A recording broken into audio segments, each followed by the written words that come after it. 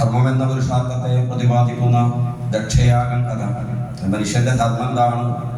ഒന്നാമത്തെ അധ്യായത്തില് ഒന്നാമത്തെ സ്കന്ധത്തിൽ തന്നെ പറഞ്ഞിട്ടുണ്ട്. സവൈകും സ്വാം പരോധർമ്മോ യഥോ ഭക്തിരതോക്ഷജേ അഹൈതുകി അപ്രതികത യയാത്മാ സംപ്രസീദതി. മനുഷ്യന്റെ പരമധർമ്മം എന്ന് പറഞ്ഞാൽ ഈശ്വരനെ ആരാധിക്കുക എന്നുള്ളതാണ്. ഈശ്വരനുള്ള ഭക്തിയാണ്. അഹൈതുകിയായിട്ടുള്ള അപ്രതിഹതയായിട്ടുള്ള ഭക്തിയാണ് മനുഷ്യന്റെ പരമമായിട്ടുള്ള ധർമ്മം. ആ ഭക്തിക്ക് 2 വിശേഷണങ്ങൾ പറഞ്ഞു. അതിലൊന്ന് അഹൈതുകി, ഹേതുവില്ലാത്ത ഭക്തി. എന്തിനാണ് ഈശ്വരനെ ആരാധിക്കുന്നത് ചോദിച്ചു കഴിഞ്ഞാൽ കാരണം വേണ്ട, കാരണം ഉണ്ടാകരുത് എന്നാണ്. കാരണം ഉണ്ടാകരുത് ഈശ്വരനെ ആരാധിക്കാൻ. എന്തിനാണ് മത്സ്യം വെള്ളത്തിൽ നിൽക്കുന്നതെന്ന് ചോദിച്ചാൽ കാരണമൊന്നുമില്ല. അതിലാണ് അതിന്റെ നിലനിൽപ്പ്. അതിന്റെ പുറത്തു പോയാൽ മത്സ്യം ഇല്ല. അപ്പൊ ഈശ്വരാശ്രയത്തിലാണ് നമ്മുടെ നിലനിൽപ്പ്. ഒന്ന് കിട്ടാൻ വേണ്ടിയിട്ടല്ല, അവിടുന്ന് പുറത്തു പോയാൽ അതിന്റെ ആശ്രയം ഇല്ലാതായി എന്നുള്ളതാണ്. അപ്പൊ അവിടെ നിൽക്കുന്നിടത്തോളം മത്സ്യത്തിന് നിലനിൽപ്പുണ്ട്, അവിടുന്ന് പുറത്തു പോയാൽ മത്സ്യത്തിന് നിലനിൽപ്പില്ല. അതുപോലെ ഹേതുവില്ലാത്ത ഭക്തി. എന്തിനാ അമ്പലത്തിൽ പോകുന്നത്? അമ്പലത്തിൽ പോകുന്നുണ്ട്. നമ്മൾ ചോദിക്കും എന്താണ്, എന്തിനാ അമ്പലത്തിൽ പോകുന്നത്? എവിടെയാ പോകുന്നത്? അമ്പലത്തിൽ. എന്തിനാ പോകുന്നത്? കാരണം വേണം നമുക്ക്. നിങ്ങൾക്ക് പിറന്നാൾ ഉണ്ടാകണം, അല്ലെങ്കിൽ വീട്ടിൽ വിവാഹം ഉണ്ടാകണം, അല്ലെങ്കിൽ എന്തെങ്കിലും പരീക്ഷ എടുത്തിട്ടുണ്ടാകുമ്പോൾ അമ്പലത്തിൽ പോകും. കാരണമുണ്ട്. കാരണം ഉണ്ടെങ്കിലേ ഭക്തി ഉള്ളൂ എന്നാണ്. എന്തെങ്കിലും കാര്യത്തിന് വേണ്ടി ഭഗവാനെ ആരാധിക്കുക, അത് ഭക്തിയല്ല യഥാർത്ഥത്തിൽ എന്നാണ്. പിന്നെ അപ്രതിഹത, തടസ്സമില്ലാത്ത ഭക്തി. എന്തെങ്കിലും ഇതിനേക്കാൾ വലുത് ഒന്നുണ്ടെങ്കിൽ നമ്മളിപ്പോഴും ഉണ്ടാവില്ല. അതായിരിക്കും നമുക്ക് പ്രധാനപ്പെട്ട കാര്യം. അപ്പൊ അങ്ങനെ ആയിരിക്കരുത്. ഇത് പ്രധാനം. ഇതില്ലെങ്കിൽ ഒരു അസ്വസ്ഥത. രാവിലെ ദിവസം കുടിക്കുന്ന ആ ബെഡ് കോഫി കിട്ടിയില്ലെങ്കിൽ ചിലർ വൈകുന്നേരം വരെ പറയും. എന്ത് പറയും? ചായ കിട്ടാത്തത് കൊണ്ട് ഇന്നത്തെ ദിവസം പോയി എന്ന് പറയും. അതുപോലെ അമ്പലത്തിൽ പോയില്ലെങ്കിൽ അങ്ങനെ തോന്നുന്നുണ്ടോ നമുക്ക് ചോദിച്ചാൽ അങ്ങനെ തോന്നുന്നില്ല. ഇന്ന് അമ്പലത്തിൽ പോകാത്തത് കൊണ്ട് ഇന്നത്തെ ദിവസം പോയി എന്നാർക്കും തോന്നാറില്ല. അപ്പൊ നമ്മൾ ആദ്യം മാറ്റി വെക്കുക ഈശ്വരകാര്യാണ്. ബാക്കി എന്ത് മാറ്റി വെച്ചാലും ഈശ്വരകാര്യം മാറ്റി വെക്കരുത്. അതിന് പ്രഥമ പ്രാധാന്യം കൊടുക്കണം. അപ്പൊ ഭക്തിയുടെ ലക്ഷണങ്ങളൊന്നും അഹൈതുകി അപ്രതിഹത ഭക്തി എന്ന് പറഞ്ഞു. അപ്പോ ഇവിടെ ദക്ഷന്റെ കഥയിലൂടെ പറഞ്ഞു തരുന്നത് ധർമ്മത്തെ പറ്റിയാണ്. ഈശ്വരനെ ആരാധിക്കലാണ് മനുഷ്യന്റെ ധർമ്മം. പക്ഷേ ദക്ഷൻ ഈശ്വരനെ ആരാധിച്ചില്ല. ഭഗവാൻ പരമേശ്വരനെ കൊട്ടിയൂരപ്പനെ നിന്ദിച്ചു. അതുകൊണ്ട് തന്നെ ദക്ഷന്റെ യാഗം അവസാനം അലങ്കോലപ്പെട്ടു. നല്ല കർമ്മക്കെ തന്നെയാണ് ചെയ്തത്. ഏറ്റവും ശ്രേഷ്ഠമായിട്ടുള്ള യാഗം തന്നെയൊക്കെയാണ് ചെയ്തത്. പക്ഷെ ആ ദക്ഷന്റെ യാഗം അലങ്കോലപ്പെട്ടു എന്ന് പറഞ്ഞു. അപ്പൊ ഈശ്വരനെ ആരാധിക്കും. നല്ലൊരു ശരീരം കിട്ടിയെന്നാണ്. ദക്ഷൻ എന്ന് പറഞ്ഞ സമർത്ഥൻ എന്ന അർത്ഥം. സാമർഥ്യം. നമുക്കൊക്കെ സാമർഥ്യം, പല കാര്യങ്ങളും സാമർഥ്യമുണ്ട്. ഈ സാമർഥ്യം ആരുടേതാണെന്ന് വെച്ചാൽ ഭഗവാന്റേതാണ്, നമ്മുടെ സാമർഥ്യമല്ല. അത് മനസ്സിലാക്കാൻ ദക്ഷന് സാധിച്ചില്ല. ഭഗവാനെ നിന്ദിച്ചു, അതിന്റെ ഫലം ഉണ്ടായി. അപ്പൊ ധർമ്മം എന്താണ് എന്ന് ദക്ഷയാഗം കാണിച്ചു തരുന്നു. പിന്നീട് അർത്ഥം, ധനം. ഒരു മനുഷ്യന്റെ ധനം എന്താണ്? സമ്പാദ്യം എന്താണെന്ന് വെച്ചാൽ ഭക്തിയാണ് സമ്പാദ്യം. ധ്രുവകുമാരൻ അതാണ്. ആ ധ്രുവകുമാരന് നേടാൻ സാധിച്ചത് ഭക്തിയാണ്. നേടണം എന്നാണ്. നമ്മൾ നേടേണ്ട ധനം ഭക്തിയാണ്. ആ ഭക്തി ഏറ്റവും ചെറിയ പ്രായത്തിൽ നേടണം എന്ന് ധ്രുവകുമാരന്റെ കഥയിലൂടെ നമുക്ക് കാണിച്ചു തരികയാണ്. ഏതെങ്കിലും പ്രായമായിട്ട് നേടേണ്ടല്ല, ഭക്തിയാണ് നമ്മുടെ സമ്പാദ്യം. ജീവിതത്തിൽ നമുക്ക് ജീവിതയാത്രയിൽ നമുക്ക് ഉതകുന്നത് ഭക്തിയാണ്. ആ സമ്പാദ്യം നേടിക്കൊണ്ടായിരിക്കണം ജീവിതയാത്ര ആരംഭിക്കുന്നത്. ചെറിയ പ്രായത്തിലാകണം. നമുക്കൊക്കെ റിട്ടയർമെന്റിന് ശേഷമുള്ള എന്തോ ഒരു കാര്യമാണ് ഭക്തി എന്ന് പറഞ്ഞു കഴിഞ്ഞാൽ. ഇതെല്ലാം കഴിഞ്ഞാൽ അതിനൊന്നും ആശ്രയില്ലാതാകുമ്പോൾ എന്നാൽ ഭാഗവതം എടുക്കാൻ നമ്മൾ വിചാരിക്കും. അങ്ങനെയല്ല, ഏറ്റവും പ്രാഥമികമായി ചെയ്യേണ്ടതാണ്. ധ്രുവകുമാരന് ഭഗവാൻ എന്താ അനുവദിച്ചു കൊടുത്തത്? 36,000 വർഷം രാജ്യം ഭരിച്ചോളൂ എന്നാണ് പറഞ്ഞത്. എന്തിനാ 36,000 വർഷം രാജ്യം ഭരിക്കാൻ പറഞ്ഞത്? കുറച്ച് വർഷം വീട് ഭരിക്കാൻ തന്നെ എത്ര ബുദ്ധിമുട്ടാണെന്ന് നമുക്കൊക്കെ അറിയാം. 36,000 വർഷം രാജ്യം ഭരിക്കണമെങ്കിൽ എത്രമാത്രം കഷ്ടപ്പാടുണ്ട്. നമ്മളൊക്കെ ജനിച്ചിരിക്കുന്നതൊക്കെ കേമാണ് എന്നാണ്. പക്ഷെ കുറച്ചാവുമ്പോൾ അതൊക്കെ കേമം തന്നെയാണ്. എല്ലാം കുറച്ചാവുമ്പോൾ നല്ലതാണ്. പക്ഷെ കൂടുതലാവുമ്പോൾ പാൽപ്പായസം വലിയ ഇഷ്ടമാണ്. 10 ക്ലാസ് പഠിച്ചാലോ മടുപ്പ് വരുന്നു. അപ്പൊ മടുക്കണം. മടുത്താലേ ഭഗവാനിലേക്ക് നമ്മൾ തിരിയുള്ളൂ. അതിന് വേണ്ടിയിട്ടാണ് ഭഗവാൻ 36,000 വർഷം രാജ്യം ഭരിക്കുമെന്ന് പറഞ്ഞു. സ്വന്തം നമ്മൾ ഒരിക്കലും ഭഗവാനിലേക്ക് തിരിയില്ല. അത് മടുത്ത് അതിനോടുള്ള ആസക്തികൾ പോയി കഴിഞ്ഞാൽ നമ്മൾ ഭഗവാനിലേക്ക് തിരിയും. അല്ലെ, അമ്മ എന്ത് ചെയ്യും? കുട്ടികളെ എന്ത് ചെയ്യും? കളിക്കാൻ കളിപ്പാട്ടൊക്കെ കൊടുത്ത് അവിടെ ഹാളിൽ അങ്ങനെ ഇരുത്തിയിട്ട് അടുക്കളയിൽ സ്വന്തം പണിയിൽ പോകുന്നു. കുട്ടിയെ ശ്രദ്ധിക്കില്ല വെച്ചാൽ അവിടെപ്പോഴും ശ്രദ്ധ മുഴുവൻ കുട്ടിയിൽ തന്നെയായിരിക്കും. അവരുടെ കുട്ടിയെ കാണുന്നില്ല, കുട്ടിയുടെ കാര്യം ശ്രദ്ധിക്കുന്നില്ല. ആ സമയത്ത് അവിടെ ശ്രദ്ധ മുഴുവൻ കുട്ടിയിലായിരിക്കും. കുട്ടി എന്ത് ചെയ്യും? കുറേ സമയം കളിക്കുന്നു. കളിച്ചു കഴിഞ്ഞതിന് ശേഷം എന്ത് ചെയ്യും? അവസാനം കളി മടുത്തിട്ട് അവർ കരച്ചിലുണ്ട്, അമ്മയെന്ന് വിളിച്ചിട്ട് കരയുന്ന. അപ്പോൾ അമ്മ ഓടി വരുന്ന. അപ്പോൾ നമ്മളൊന്നും അമ്മയെ അങ്ങനെ വിളിച്ച് കരയാൻ തുടങ്ങിയിട്ടില്ല എന്നാണ്. കാരണം നമുക്കതൊന്നും മടുത്തിട്ടില്ല. നമുക്ക് ഇപ്പോഴും പ്രധാനപ്പെട്ട കാര്യം നമ്മുടെ കാര്യങ്ങളൊക്കെ തന്നെയാണ്. വ്യക്തിപരമായിട്ടുള്ള ലൗകികമായിട്ടുള്ള കാര്യങ്ങളാണ് നമുക്ക് ഇപ്പോൾ പ്രധാനം. അത് മടുത്ത് ആ ഭഗവാനെ വിളിക്കുമ്പോഴാണ് നമുക്ക് ഭഗവാന്റെ അനുഗ്രഹം ഉണ്ടാവുക എന്ന് കാണിച്ചിരിക്കുകയാണ്. ആ ധ്രുവകുമാരനെ ഭഗവാൻ ആ ഈശ്വരനിലേക്ക് കൊണ്ട് എത്തിച്ചു എന്ന് ആഗ്രഹിച്ചതേ ഉള്ളൂ. ഒരു അമ്മ എന്ത് ചെയ്യും, ഒരു ടീച്ചർ ഒരു കുട്ടിക്ക് എഴുതണമെന്ന് ആഗ്രഹമുണ്ട്, പേന പോലും പിടിക്കാനുള്ള പ്രായമായിട്ടുള്ള കുട്ടിക്ക് എഴുതണമെന്ന് ആഗ്രഹമുണ്ട്. ടീച്ചർ എന്ത് ചെയ്യും, ആ കുട്ടിയെ കൊണ്ട് ആ പേന എടുത്ത് കുട്ടിയുടെ കൈ കൊണ്ട് പിടിച്ച് ഈ ഇതൊക്കെ എഴുതി അവസാനം ആ ചുവന്ന മഷി കൊണ്ട് ശരിയിട്ട് 10ൽ 10 എന്ന് എഴുതിയിട്ട് കുട്ടിക്ക് വലിയ സന്തോഷമായിട്ടാണ്. കുട്ടിയൊന്നും ചെയ്തിട്ടൊന്നുമില്ല, ടീച്ചറാണ് എല്ലാം ചെയ്തത് എന്നാണ്. കുട്ടിയെ കൊണ്ട് ചെയ്യിച്ചു. കുട്ടിയുടെ ആഗ്രഹം ഉണ്ടാകുമ്പോൾ ആഗ്രഹം വന്നപ്പോൾ കുട്ടിയെ കൊണ്ട് ടീച്ചർ തന്നെ ചെയ്യിച്ചു. കുട്ടിയുടെ ധാരണ ഞാൻ എഴുതി എനിക്ക് 10ൽ 10 മാർക്ക് കിട്ടി. നമ്മുടെ ധാരണയൊക്കെ ഇങ്ങനെയാണെന്നാണ്. നമ്മൾ ഓരോ കർമ്മങ്ങൾ ചെയ്യുന്നു, അതിലൊക്കെ ജയിക്കുന്നു. അപ്പം നമുക്ക് തോന്നും ഞാൻ കേവനാണ്, ഞാൻ ചെയ്തു, ഞാൻ അത് ചെയ്തു, ഇത് ചെയ്തു, ഇത് നേടി, അത് നേടി, ഇങ്ങനെയുള്ള പലതും നമുക്ക് തോന്നുന്ന. അതൊന്നും അല്ല, അത് ഭഗവാൻ തന്നെ ആ കുട്ടിയെ കൈപിടിച്ച് എഴുതിച്ചതുപോലെ നമ്മളെ കൊണ്ട് ചെയ്യിക്കുന്നതാണ്. ഇവിടെ ദ്രൗപമാരുടെയും ആ ഭഗവാന്റെ അടുത്തെത്തണമെന്ന് ആഗ്രഹം ഉണ്ടായപ്പോൾ നാരദ മഹർഷിയുടെ രൂപത്തിൽ വന്ന് ഭഗവാന്റെ അടുത്തേക്ക് കൂട്ടിക്കൊണ്ടുപോയി അർത്ഥം ധനം അതെന്താണ്, ഈശ്വരനാണ് നേടേണ്ടത് എന്ന് കാണിച്ചിരിക്കുകയാണ്. എല്ലാം നേടിയിട്ടും ദ്രൗപകുമാരന് തൃപ്തി ഉണ്ടായില്ല എന്ന് പറഞ്ഞു. കാരണം എന്താണ്, നേടേണ്ടത് അല്ലേ, ഭഗവാന്റെ അടുത്ത് എത്തിയിട്ടും ഭഗവാനെ അല്ല ചോദിച്ചത്, എന്താണ് അച്ഛൻ്റെ മടിയിൽ കയറിയിരിക്കണം എന്നുള്ള ആഗ്രഹമാണ് ഉണ്ടായത്. അങ്ങനെ ധനം നേടേണ്ടത് എന്ന് പറഞ്ഞു. പിന്നീട് കാമം, ആഗ്രഹങ്ങൾ വല്ലതും ഉണ്ടാവുകയാണെങ്കിൽ അത് ഈശ്വരനെ നേടാനുള്ള അല്ലെങ്കിൽ ഭാഗവതം കേൾക്കാനുള്ള ആഗ്രഹമാണ് ഉണ്ടാകേണ്ടത് ആദ്യം. മറ്റൊന്നും വേണ്ട എന്ന് എവിടെയും പറഞ്ഞിട്ടൊന്നുമില്ല, ലൗകികമായിട്ടുള്ള വിഷയങ്ങളൊന്നും വേണ്ട എന്ന് എവിടെയും പറഞ്ഞിട്ടില്ല. പക്ഷെ എന്താണ്, അതൊക്കെ ശാശ്വതമല്ല, അതൊക്കെ രണ്ടാമത് സ്ഥാനം മാത്രമേ കൊടുക്കേണ്ടുള്ളൂ എന്ന് മാത്രമാണ് പറഞ്ഞത്. അപ്പൊ ആഗ്രഹങ്ങള് കാമങ്ങള് വേണമെങ്കിൽ അത് ഈശ്വരൻ നേടാനുള്ള കാമങ്ങൾ. അതാണ് പൃഥ്വിരാജാവ് പ്രാർത്ഥിച്ചത്, വിദഗ്ധ കർണായുധം, എൻ്റെ 2 ചെവികൾക്ക് 10,000 ചെവികളുടെ ശക്തി തരണേ. എന്തിന്, കഥകൾ കേൾക്കാൻ വേണ്ടിയിട്ട്. നമുക്ക് ഈ വീട്ടിലെ ഒരു പ്രാരബ്ധം ഉണ്ടാകുമ്പോൾ തന്നെ സപ്താഹത്തിൽ വന്നിരുന്ന് മുഴുവൻ കഥകളൊന്നും കേൾക്കാൻ തന്നെ നമുക്ക് സമയം കിട്ടുന്നില്ല. എന്നാൽ പൃഥ്വിരാജാവിനെ പോലുള്ള ചക്രവർത്തിക്ക് എവിടെയാ സമയം ഉണ്ടാവുക? ഈ ചക്രവർത്തി ആയിരിച്ച് കഥ കേൾക്കേണ്ടാത്തതാണോ എന്ന് ചോദിച്ചാൽ എന്താ, കേൾക്കേണ്ടതാണ്. അപ്പൊ കേൾക്കാൻ 2 ചെവി പോരാ. 2 ചെവി പോരാ എന്ന് പറഞ്ഞാൽ ആ 2 ചെവി കൊണ്ട് കേൾക്കാൻ പറ്റാത്തതിലധികം കഥകൾ ഭഗവാനെ കുറിച്ചുണ്ട്. അതിൽ എത്രയോ ഉണ്ട് ഭഗവത് കഥകൾ. അതൊന്നും വിട്ടുപോകാതെ ഒരു പുരുഷായുസമയത്ത് കേൾക്കണമെങ്കിൽ നമ്മുടെ 2 ചെവികൾക്ക് 10,000 ചെവികളുടെ ശക്തി വേണമെന്ന് പറഞ്ഞാൽ ആ കേൾക്കാനുള്ള ആ ഭഗവത് കഥകൾ കേൾക്കാനുള്ള ഭാഗ്യം നമുക്കുണ്ടാകണമെന്ന് ബുദ്ധ മഹാരാജാവ് പ്രാർത്ഥിച്ചു. അതാണ് കാമം. ആഗ്രഹങ്ങൾ വല്ലതും ഉണ്ടാവുകയാണെങ്കിൽ അത് ഭഗവാനെ നേടാനുള്ള ആഗ്രഹമായിട്ട് മാറണം. ആ ബുദ്ധ മഹാരാജാവിന്റെ ചരിത്രത്തിലൂടെ ആ പ്രകൃതിയെ പറ്റി പറയുന്നു. പ്രകൃതിയെ ആരാധിക്കേണ്ടത്, പ്രകൃതിയെ ദോഹനം ചെയ്യണം, കറന്നെടുക്കണം, കവർന്നെടുക്കരുത് എന്ന് കാണിച്ചിരിക്കുകയാണ്. കറന്നെടുക്കുമ്പോൾ അതിലൊരു ബഹുമാനം ഉണ്ട്. പശുവിൻ്റെ അടുത്ത് പോയിട്ട് നമ്മൾ പാല് കറന്നെടുക്കുമ്പോൾ ആ പശുവിന് വേണ്ട പുല്ലും വെള്ളവും പിണ്ണാക്കും ഒക്കെ കൊടുത്ത് വേണ്ട രീതിയിലൊക്കെ കൊടുക്കേണ്ടതൊക്കെ കൊടുത്തിട്ടാണ് നമ്മൾ കറന്നെടുക്കുന്നത്. കൊടുക്കേണ്ടത് കൊടുക്കാതെ കറക്കാൻ പോയി കഴിഞ്ഞാൽ ചവിട്ടി വിടും. അതുപോലെയാണ് നമ്മൾ ഭൂമിക്ക് കൊടുക്കേണ്ടതൊന്നും കൊടുക്കാതെ ഭൂമിയിൽ നിന്നും പലതും എടുക്കാൻ ശ്രമിക്കുമ്പോഴാണ് ആ പ്രകൃതിയുടെ തിരിച്ചടി നമുക്കുണ്ടാകുന്നത് എന്ന് മഹാരാജാവിന്റെ കഥയിലൂടെ കാണിച്ചിരിക്കുകയാണ്. ആ പ്രകൃതിയിൽ നിന്ന് കിട്ടുന്നതൊക്കെ, ഭൂമിയിൽ നിന്ന് കിട്ടുന്നതൊക്കെ പ്രസാദമാണെന്ന് പറയും. രാമധേനുമാണ്, എല്ലാം ഭൂമിയിൽ നിന്നാണ് നമുക്ക് കിട്ടുന്നത്. നമ്മൾ ഇന്ന് അനുഭവിക്കുന്ന സകലതും ഭൂമിദേവി നമുക്ക് തരുന്നതാണ്. അപ്പൊ ആ ഭൂമിദേവി പലതും കറന്നെടുത്തു എന്നുള്ള കഥയാണ് ബുദ്ധ മഹാരാജാവിന്റെ കഥയിൽ നേരത്തെ അവിടെ സൂചിപ്പിച്ചത്.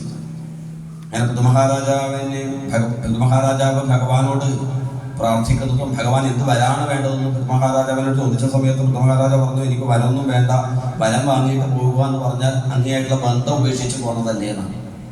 നമ്മൾ വൈകുന്നേരം വരെ ഒരാൾ പണിയെടുത്തു, ആ പണിയെടുത്തിട്ട് വൈകുന്നേരം കൂലി വാങ്ങിപ്പോയാൽ അയാളുമായിട്ടുള്ള ബന്ധം തീർന്നു.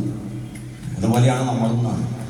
ഭഗവാന്റെ അടുത്ത് പോകും, പലതും ചോദിക്കും, പലതും വാങ്ങിക്കൊണ്ടു പോകും, ഭഗവാനുമായിട്ടുള്ള ബന്ധം അവസാനിപ്പിച്ച് പോകും. അങ്ങനെ ആയിരിക്കരുത് എന്നിവിടെ സൂചിപ്പിക്കുകയാണ്.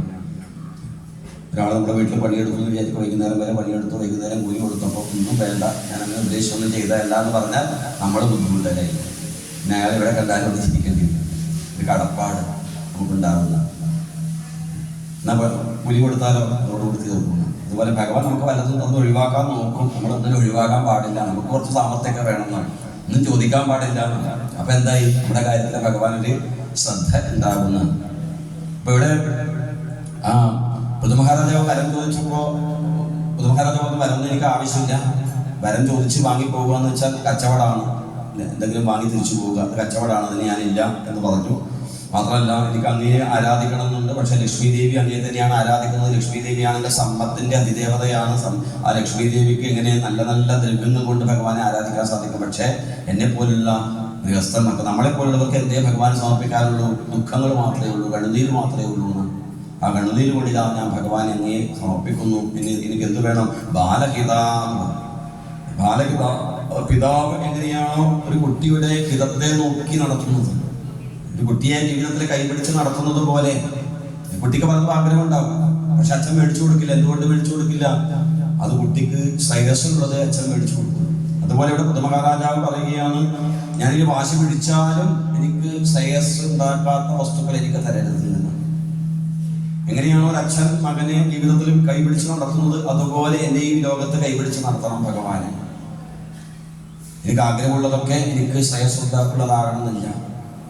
മധുരം ചിലപ്പോൾ ഒരാൾക്ക് ആഗ്രഹം ഉണ്ടാവും, പക്ഷെ പ്രമേഹ രോഗിയാണെങ്കിൽ അത് അപകടമാണ്. അപ്പൊ അങ്ങനെ വാശി പിടിച്ചാലും എനിക്ക് തരരുത് എന്ന് പൃഥ്വിമഹാരാജാവിടെ പ്രാർത്ഥിച്ചു. അങ്ങനെയുള്ള പൃഥ്വിമഹാരാജാവിനെ ചേർന്ന പൃഥ്വിമഹാരാജാവിന്റെ ഇവിടത്തേക്ക് സനകാദിശീശ്വരന്മാർ വരുന്നതും സനകാദിശീശ്വരന്മാർ ഉപദേശങ്ങൾ കൊടുക്കുന്നതായിട്ടുള്ള ഭാഗങ്ങൾ, അതിനുശേഷം ധർമ്മം അവിടെ മോക്ഷം എന്ന പുരുഷാർത്ഥത്തെ പ്രതിപാദിക്കുന്ന പുരഞ്ജനോപാഖ്യാനം എന്ന കഥ. പുരഞ്ജൻ എന്നുള്ള രാജാവ്, ആ രാജാവ് അനേകം കൊട്ടാരങ്ങൾ അന്വേഷിച്ചു പോയിരുന്നു. അദ്ദേഹത്തിന് ഒരു സുഹൃത്തുണ്ടായിരുന്നു, അവിജ്ഞാത സഖാവുന്നാണ്. അറിയാത്ത സുഹൃത്ത്, പേരറിയില്ല, എന്ത് പേരിട്ട് വിളിച്ചാലും കേൾക്കുന്നതാണ്. ഗോവിന്ദൻ എന്ന് വിളിച്ചാൽ ഗോവിന്ദൻ, കൃഷ്ണൻ എന്ന് വിളിച്ചാൽ കൃഷ്ണൻ. അങ്ങനെയുള്ള പുരഞ്ജന്റെ അവിജ്ഞാത സഖാവ് ഉണ്ടായിരുന്നു.